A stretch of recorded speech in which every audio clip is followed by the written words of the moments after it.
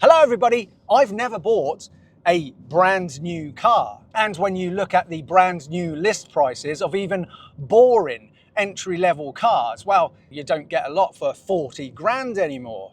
Yes, gone are the days when you could buy a brand new car for, let's say, £23,000. I mean, that's an amount of money, but you could imagine people going in and paying outright. But of course, most people these days do buy a new car on some form of finance, a PCP deal. God, if only somebody made a family car that could be had for those sorts of numbers. Well, Renault, they've only gone and done it, haven't they? They've made an affordable family EV that's genuinely desirable and can be bought for just £23,000. And today, we're going to find out if it's any good. Come on, let's get into it. My name's Ben.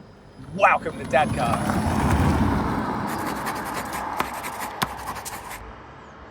Welcome back to the channel, everybody. This is the channel where Real World Family does real world reviews on exciting cars. But yet, would you believe it? Of the 10,000s of people who watch our channel, most of them don't click the subscribe button.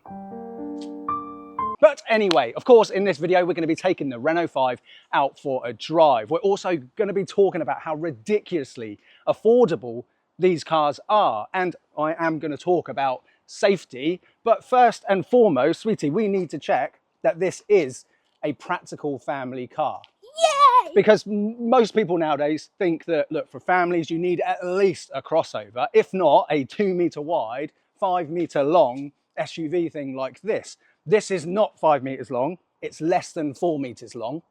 It's not 2 meters wide, it's less than 1.8 meters wide, which means you've got all of this extra space to get your little ones in and out of the car. So when you are at a busy car park and all the families in their large SUVs can't squeeze into those last tight remaining spots, you'll be able to slide in with this, leaving them all driving around aimlessly waiting for a big one. And just before we get into the back to check out the practicality, what do you think about how this car looks? Because to me, this doesn't look like a 23 grand car. Well, technically this isn't a 23 grand car, but I'll come on to that later on. But this is the no cost option color, pop green. So when Renault sells loads of these things, which I'm confident they will, we won't have loads of black and white and gray appliances floating around. We'll have some really cool, bright, vibrant cars like this, which I'm quite excited about. You've got 18-inch black diamond cut alloys as well, which you won't have to worry about scratching because you don't have to park right up to the curb because you're scared of someone clipping your wing mirror because it's not a wide vehicle. Right, let's get into the back, shall we? See how wide this door opens up. Yeah, that's pretty good. Nice opening there to get your child seat in. And to make this a brutally fair test, I'm going to sit behind the driver's seat, which is set for my driving position. And yeah, look, legroom is, as you'd expect, a little bit compromised, but this is a tiny car. And headroom, if I lean right back, my head does touch the roofline, but it touches the roofline in a C7 RS6 with a panoramic sunroof, doesn't it? And Pickle, how many sets of Isofix are in this car?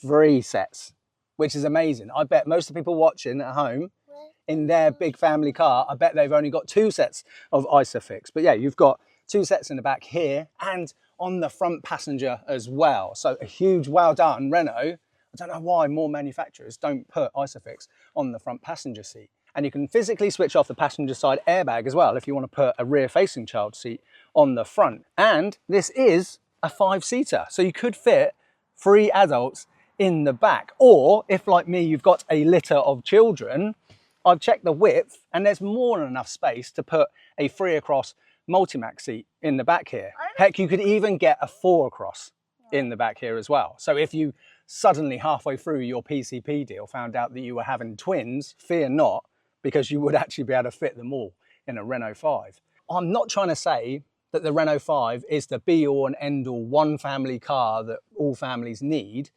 I think this is the perfect family car for a 2 family car lineup.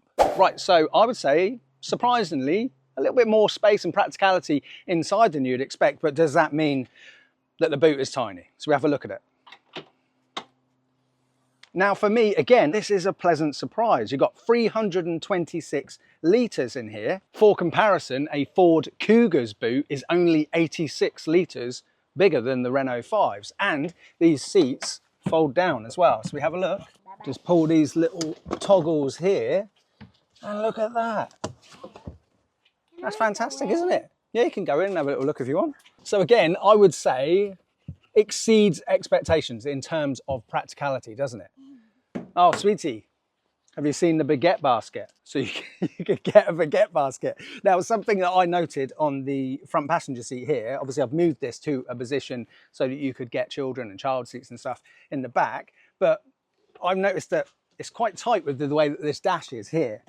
I mean, it's a lovely design. Once you're in, it's absolutely fine. As you get in, I've like banged my knees on that dash a couple of times, but all in all, this is a nice place to be, isn't it, sweetie? Right, Pickle, should we go for a drive? And the first thing I noticed when I first sat in this car is that the seating position is really high. And I thought, oh no, it's just like the GR Yaris, you know, awkward driving position. If, like me, you're longer torso. You nearly touched the roof. I know I nearly touched the roof, don't I? But I was very happy to find out that, oh, hang on, not that one, this one. Look, oh, there's loads of seat adjustment. I can get it down nice and low, which is much more comfortable for me. But if you do want to feel like you're driving a mini crossover, you can have the seat really high. Oh, what do you think of that? I like that noise. Yeah, it's like we're sitting in a cinema, isn't it? So the first thing you notice as the driver is you do have two large screens in front of you, but they are not dominating, they are not distracting. And, oh, Pickle, can you hear that? Yeah, so when you're driving at slow speeds, it's making the Renault Symphony sound, which I'm actually a massive fan of. You can switch it off apparently, but I think that EVs, when they're moving at slow speeds, residential roads, children around, walking out in front of cars, you need to be able to hear EVs coming, don't you? You'll also notice that it is Stalk City FC. There's 1, 2, 3, 4 different stalks. So you've got your indicator, you've got your windscreen wiper stalk. You've got this nice decorative stalk at the top, which looks like a Renault lipstick. But that's what puts it into drive reverse. And then down the bottom, you've got the very familiar Renault sort of audio controls as well. The same audio controls as you'll find on our Renault Aventime Bluey.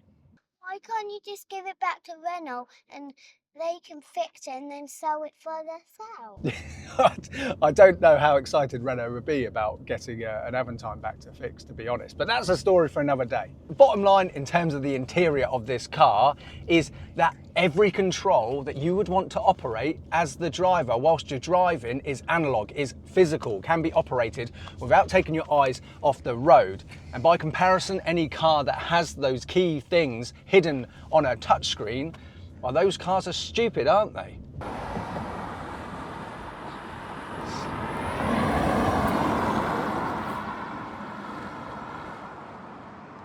So when you've decided that you are going to buy a Renault 5, you've got one big decision to make. Two options. The powertrain. Do you go for the 40 kilowatt hour battery option with 120 horsepower, good for 0 to 60 in 9 seconds and a range of up to 190 miles? Or do you go for the bigger one, 52 kilowatt hour, 150 horsepower, good for 0 to 60 in 7.9 seconds and with a range of up to 250 miles. Well, before anybody moans in the comment section below saying, oh God, 190 miles, 250 miles, that's not enough range. Well, you've got to remember again, the purpose of this vehicle. It's primarily an urban vehicle. Well, look, I picked it up from a place up near Watford and then drove it down to the south coast around 75 miles. And it had a 100% battery when I picked it up and it had 69% battery when I got to my house. So that means with this, the larger battery, I could have driven it around a bit and then headed back up to Watford and it would have done that trip, no worries. So if you are somebody who's got a 1 hour commute each way to work each day, both of those battery options would do that commute for you and you'd probably have enough battery left over when you got home to quickly nip to the local supermarket. How do you charge electric cars? You just plug them into the electricity and then they charge up. So you get like In a the house? well, yeah, you can plug them into the house, but it takes a long time. So what you do is you get a special plug installed in your house so you can plug it in on your driveway. How do you plug it in your driveway? There's no plugs. If I bought an electric car, I would have to get one of those fitted. And that is another added expense that you do now need to put onto your first electric car purchase, because way back in dear, the UK government used to pay for that for you. The incentives are disappearing, and as of very soon, people are going to have to pay road tax for their EVs as well, which I think is really unfair for a car like this, which weighs under 1,500 kilograms. I feel like there should be like 2 tax categories for EVs, cars that are under 1,500 kilograms and cars that are over.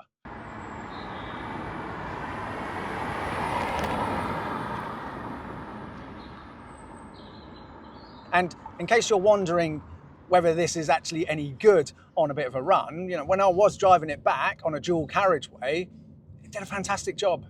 Honestly, a few times I was stuck behind a slow moving car that was going like 56 miles an hour, busy dual carriageway, and the power delivery of this in comfort was more than enough to safely get you out into a spot and then get in front of that slow moving vehicle. But I'm also somebody who likes to drive for enjoyment.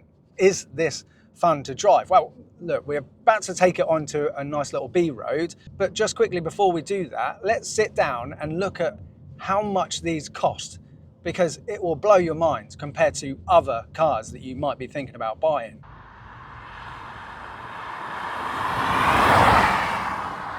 Right, let's get down to business. So for a base spec Renault 5, the price is 22,995.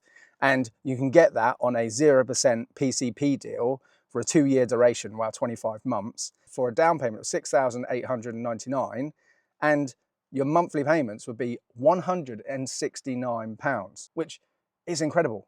Incredibly affordable, isn't it? But to keep it fair for this video, the model we're testing today is a Techno 52 kilowatt comfort range, and the price of this is 26,995. That would cost you £8,099, but your monthlies still under 200 quid, £197. But if we compare it to the standard setter, the benchmark, I would say, for, you know, a family EV, for a long range Tesla Model Y, you'll be putting down £9,430 with monthly payments of £452 a month. So more money for the down payment and more than double for the monthlies, you know, like £250 more a month. If you are somebody who has a monster daily commute, you do 150 miles to work and 150 miles back every day, yeah, you should probably think about buying a Tesla. But come on, you know, their commute to work and back each day can't be much more than 150 miles, in which case, even a base model with the smaller battery, the Renault 5 would do the job. And so when you consider that the vast majority of the EVs out there, they are like the Tesla Model Y, they are 2-ton plus, they have got the biggest batteries, trying to sell them on their range, trying to convince people that they are the direct be-all and end-all replacement for the internal combustion engine, where in reality, people stay well within that range. And in the meantime, they've got something which is huge, which is heavy, which has got a massive excessive battery, which 99% of the time, they don't actually need. This car, as one of your 2 family cars, does exactly what it needs to do.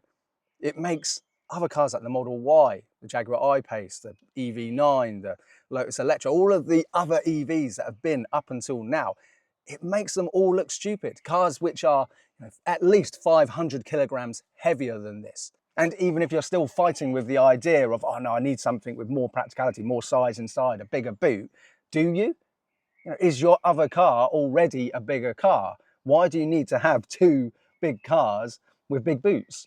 But before we get back to the driving and find out if this is fun to drive on a B road, we've just been talking about car finance and 0% APR deals, haven't we? Which is nice, clear cut, very easy to see. But it hasn't always been like that. PCP deals, hire purchase agreements, they were the Wild West. From 2007 to 2021, 40% of agreements had discretionary commission arrangements. So if you've had a car on finance, you may have paid more in commission, thousands that you didn't even know about. And if you are meticulous with your paperwork, I'm sure you've already put in a complaint with your lender, right? And if they give you any issues, you need to go to the Financial Ombudsman. But for everyone who doesn't have all of their finance agreements, paperwork going back 18 years, Reclaim 247 can find all of those agreements for you in minutes. All you need to do is scan this QR code or click the link below, answer a few questions, and you'll quickly find out how much money is potentially due back to you. And of course, if Reclaim 247 are unable to recover any money for you, using their service won't have cost you a penny. So why not let a lawyer try and fight for the absolute best amount for you? A massive thank you to Reclaim 247 for sponsoring this video. Now let's get back to the driving, shall we? Right, Pickles, should we see how fast this car is? Yep. Coming up to national speed limit. Let's put it into sport. We were in comfort previously. 3, 2, 1. What do you reckon to that? This is not the fastest car I've been in, but it is fast. That's true. It's definitely not the fastest car you've been in. You've been in some crazy cars, but it's quite impressive, right? You know, for a small, affordable family car, the performance is exceptional. Look, down here on the multi-sense button, that's where you switch it between sport, perso, which I guess is what you can sort of customize to what you want, comfort, and eco. Eco for me was a little bit frustrating because when I wanted the power, it was reluctant to give it to me. But honestly, driving this in comfort is fantastic. The ride quality is probably close to what I was expecting. You know, compact city hatches aren't known for having Rolls-Royce levels of comfort. Like, you can feel the texture of the road. If you take a speed bump with a bit of pace, it is quite jarring. But the pleasant surprise is, for me, the lack of body roll. Because look, as we go around a roundabout, honestly, the body roll is nowhere near what I thought it would be. You can really carry some speed into the corners with a bit of confidence. And look here, as we drive through town and parked cars everywhere, it's a lovely nimble thing, isn't it?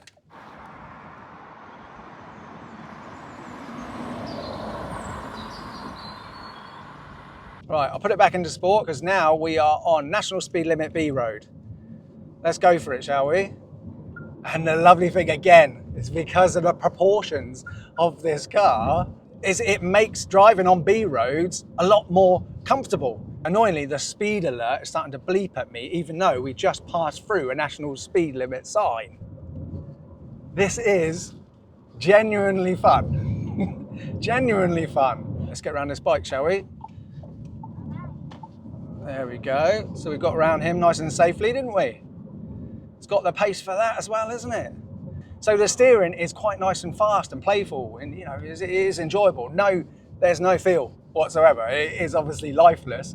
Yeah, if you're really pushing it and you're getting a bit of torque steer, all you need to do with the steering is just keep it pointed in the direction you want to go, and then the car will go that way for you. You're not going to be having that tremendous wrestling with the steering intuitive feel that you would get from a 90s hot hatch. Yeah, obviously you're not going to get that here. And what I'm really noticing on this road, because we've had a bit of rain and loads of sunshine, all the bushes are really overgrown. So if I was driving down here in my Gran Turismo, which is very wide, I'd be quite anxious as we're going around the blind bends. It's not going to be very safe. No, it wouldn't be as safe actually, would it, Pickle? Which brings us on perfectly to the next thing we need to talk about. Safety.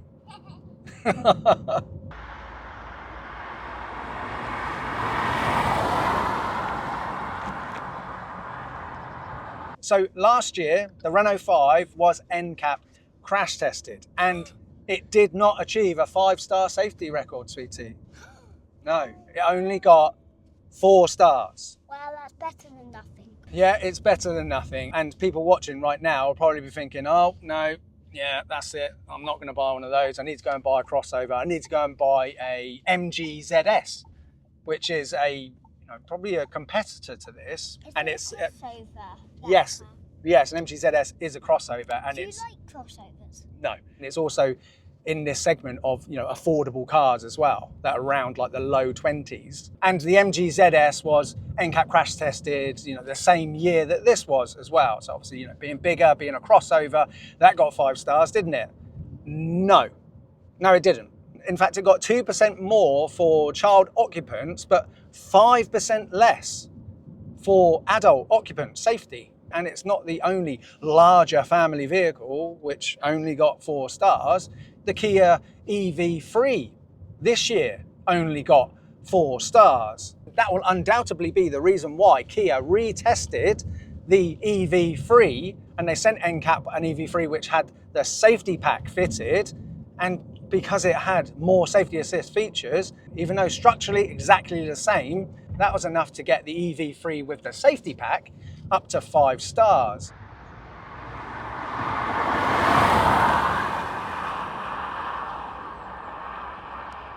Final thing on NCAP, I recently read that they are currently looking into the ever-growing weight and size of vehicles and how that impacts other road users, particularly on head-on collisions. So I've got everything crossed that in the coming years, NCAP are going to start penalising these 2.5 ton SUVs and huge, great big EVs. Because look, the fact of the matter is, what would you rather be hit by? Someone in a Renault 5 or a similar size and weight vehicle, or a 2.7 ton EV SUV? Which one would you be? Well, I'd much rather everyone was driving around in cars like this. I'd feel much safer on the road.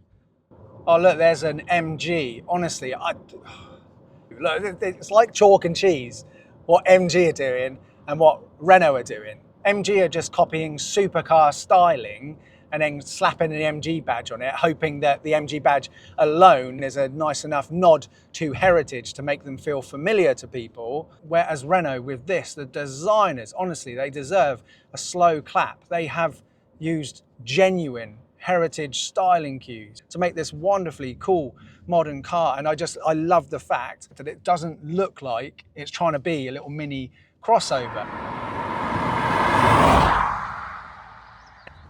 Right. You, Daddy.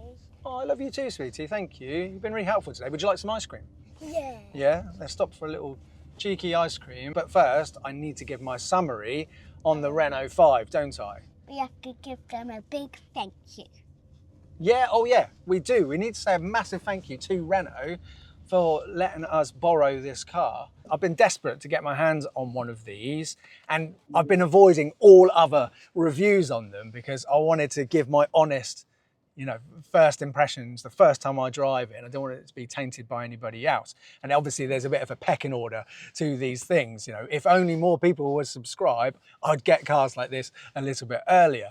So in summary, for the mighty Renault 5, for me personally, I've driven a number of EVs now on this channel, and the only one that I genuinely, hand on heart, lusted over owning myself was the Porsche Taycan Turbo S. But I can honestly say I would rather have a Renault 5 as well as some fun internal combustion engine car, even if their combined value was much less than a Porsche Taycan. The Renault 5 looks great, it's fun to drive, it's surprisingly practical, and for how affordable they are, I'm so excited about these cars. And I just hope that this could be the car which starts to move people away from the default crossover purchase and SUV purchases, because if you've got a 2-car family lineup, this as one of them makes a lot of sense. My recommendation is to keep your primary family car, the bigger car, as an internal combustion engine car. When you consider how perfect the Renault 5 is as an urban family car, honestly, it makes most other EVs look stupid. And if you don't believe me, watch this video here of when I attempted a massive road trip around Wales in a Tesla Model Y. You'll see why a bigger, heavier EV with a longer range won't do what you think it will.